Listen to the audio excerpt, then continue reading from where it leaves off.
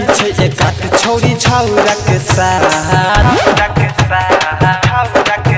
रोज जाई छै एकात छोरी छौरा के साथ रोज जाई छै एकात छोरी छौरा के साथ रोज जाई छै एकात छोरी छौरा के साथ खेतवे में ओढ़नी बिछा बहिया बकलोल उछौरी बकलोल उछौरी कुमार में पेट कराइल के बकलोल उछौरी छौरा से पेट कराइल के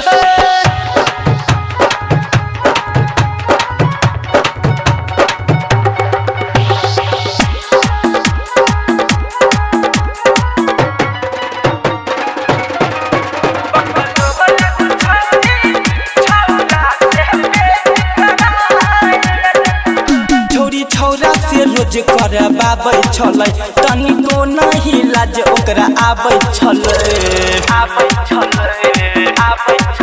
छोरी छौरा से रोज करबाबै छलै तनिको नहीं लाज ओकरा आबै छलै होठ गाल कटबाबे धके खूब मिसबाबे साला बाहर अपन खोलबाबै छै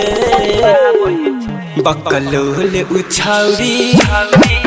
बकलोल उछौरी कुमार में पेट कराइल के बकलोल उछौरी छौरा से पेट कराइल के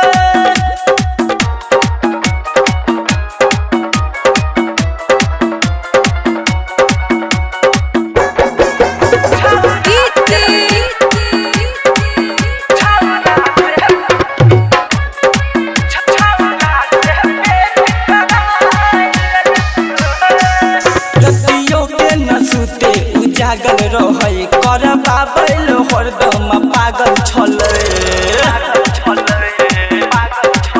रतियो के न सुते उजागल रहै करबाबै हरदम पागल छलै आधा राति भेलै सब सुइत रहलै फोन कहि के ओकर बोलाबै छै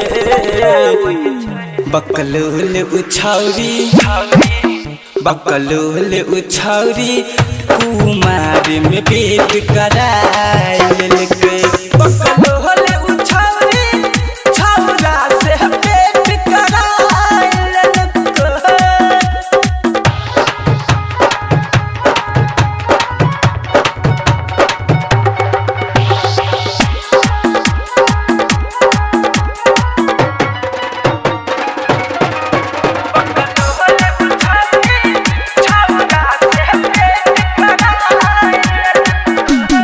जितेंद्र रूपे से कहे छलै सेठी बहना से जके छोरी मिलै छलै डॉक्टर जितेंद्र रूपे से कहे छलै सेठी बहना से रोज छोरी मिलै छलै भेल छै ई हाला पूरा टोला महला छोरी इज्जत अपन साल के बकलोल उछौरी बकलोल उछौरी कुमार